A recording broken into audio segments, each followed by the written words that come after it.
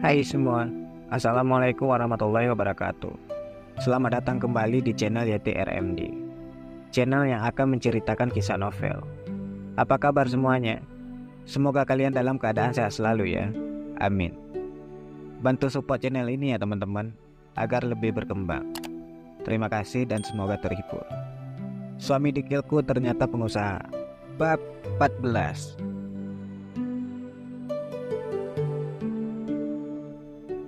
Fitri sudah sampai di kamar Dinda. Dia langsung bertanya mengenai cara mengajukan pinjaman online. Sebab pada waktu itu Dinda yang melakukannya. Mbak Fitri mau mengajukan pinjol? Tanya Dinda. Iya Din, soalnya Mbak Fitri gak tahu lagi mau cari uang kemana. Kamu mau kan ngajarin Mbak? Kamu kan sudah paham caranya. Mau sih Mbak, pinjol juga mudah kok. Tapi masalahnya kalau Mbak Fitri itu gak bisa mengajukan, jawab Dinda. Kok gak bisa? Kenapa? Pinjol harus punya pekerjaan, alamat lengkap perusahaan tempat bekerja, nomor telepon kantor, dan juga slip gaji. Emang Mbak Fitri punya? Jawab Dinda. Benar juga, kalau itu Fitri memang tidak punya. Dia kan selama ini tidak bekerja di mana-mana, kecuali di rumah saja. Fitri berpikir sejenak. Kalau harus punya pekerjaan dan slip gaji, artinya suaminya bisa. Kalau Mas Farhan berarti bisa ya Din? Dia bertanya dulu pada Dinda. Nah, kalau Mas Farhan tentu bisa. Tapi, apa dia mau Mbak? Mangap-mangap di depan kamera, selfie-selfie begitu, jawab Dinda. Memang harus begitu ya? Iyalah, kan untuk verifikasi wajah, mengidentifikasi apakah KTP dan wajah pemilik KTP sama. Fitri kembali berpikir. Kemudian langsung keluar dari kamar Dinda untuk kembali membujuk suaminya. Cukup Fit, aku tuh capek tahu. Sudahlah, kita apa adanya saja sih. Gak usah beli-beli baju baru atau perhiasan segala. Farhan terlihat marah ketika Fitri mengutarakan maksudnya, meminta dia untuk mengajukan pinjaman online. Gak bisa dong mas, aku ini gak punya baju untuk pesta, perhiasan juga. Ayolah mas. Masa gak mau sih untuk istrinya sendiri? Memang mas gak malu apa kalau aku terlihat polos tanpa perhiasan saat pesta nanti? Teman-teman kamu banyak yang diundang, belum lagi teman-teman aku.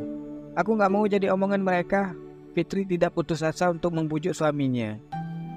Akhirnya dengan sangat malas, Farhan pun pasrah ketika Fitri menarik tangannya menuju ke kamar Dinda untuk meminta panduan Dinda terkait pinjam-meminjam di pinjaman online, sebuah aplikasi. Sementara di apartemen Ega, ini sudah menunjukkan pukul 8. Mungkin mereka begitu lelapnya tidur sampai tidak menyadari jika ini sudah bukan pagi lagi. Wulan mengeliat dan membuka mata perlahan. Dia menoleh ke samping. Wajah begitu tampan rupawan itu tepat di depan matanya, dengan tangan yang melingkar di pinggangnya. Hihi, kenapa suamiku sangat tampan sih? Diam-diam Wulan mengagumi wajah suaminya itu. Kemudian dia begitu terkejut saat melirik jam yang tergantung di dinding. Astaga, sudah siang. Mas Ega, kerja tidak? Sudah siang. Ega hanya terdengar mengeluh kecil saja. Matanya sempat terbuka sebentar, kemudian memejamkan kembali. Mas Ega, sudah jam 8. Nanti kamu terlambat masuk kerja. Ega mengerja beberapa kali lalu bangun. Sebenarnya rapat juga nanti siang, jadi tidak harus terburu-buru. Ega menguap dan hendak menjatuhkan kepalanya lagi. Jangan bermalas-malasan Mas Ega, itu tidak baik. Orang lain payah dapat rezeki. Mas Ega diberi rezeki yang lancar, jadi harus semangat. Ayo bangun. Ega tersenyum mendengar ceramah istrinya di pagi hari ini. Dia menoleh pada Wulan. Baiklah istriku tersayang, aku berangkat bekerja kalau begitu. Ega akhirnya bangun dan menuju kamar mandi. Selesai mandi, Wulan pun mandi, lalu segera berganti. Mas Ega mau aku buatin sarapan dulu? Ega menggeleng. Tidak perlu, ini sudah siang. Aku bisa sarapan di kantor saja. Nanti aku meminta pelayan untuk mengantar sarapan kamu. Jadi hari ini beristirahatlah, tidak usah memasak dulu, jawab Ega. Tapi Wulan mau masak untuk makan siang kita mas. Lagian bahan-bahan kemarin masih ada, kan sayang, rengek Wulan. Makan siang, Ega sedikit berpikir. Ini sudah jam berapa kalau dia pulang untuk makan siang? Boleh, tapi bagaimana kalau kita makan siang di kerjaan Mas Ega saja? Tiba-tiba Ega berusul demikian. Maksudnya makan siang di kantor Mas Ega? Ega mengangguk. Wulan masak dan ngantar bekal ke sana begitu? Wulan kembali bertanya seperti belum percaya. Iya, Wulan memasak, selesai itu diantar ke kantorku. Kita makan siang sesekali di kantor, bagaimana? Sekalian Wulan biar tahu tempat kerja Mas Ega dan biar mereka tahu istriku seperti apa. Wajah Wulan tiba-tiba memerah, antara senang dan malu. Tapi aku tidak tahu tempat Mas Ega kerja di mana.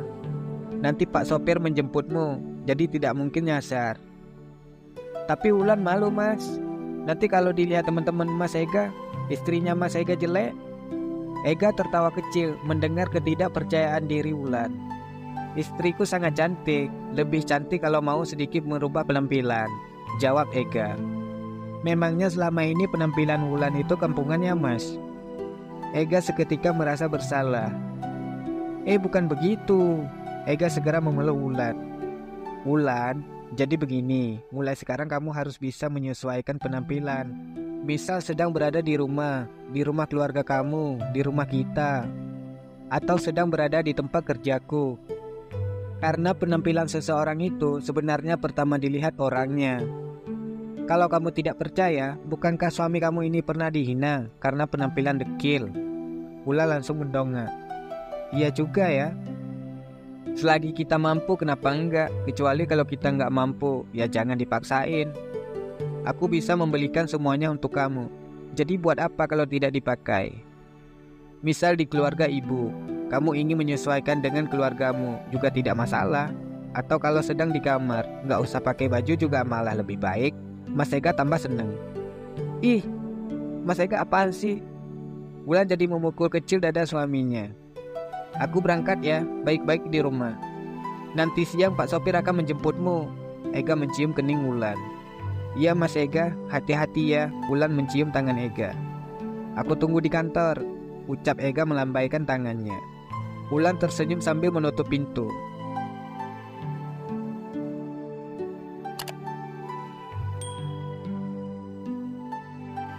Betapa Wulan merasa sangat bahagia hidupnya. Ternyata suaminya adalah pria yang begitu baik dan lembut. Banyak memberi warna dalam hidupnya yang dulu sangat hampa.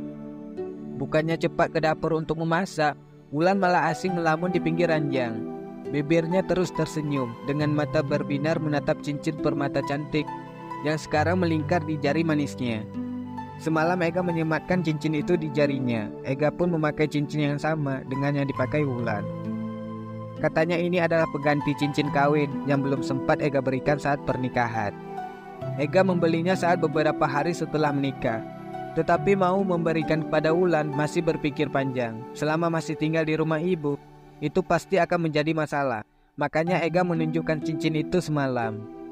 Wulan sangat senang. Dia senang bukan karena bentuk cincinnya yang indah. Dia juga senang bukan karena harga cincin itu selangit.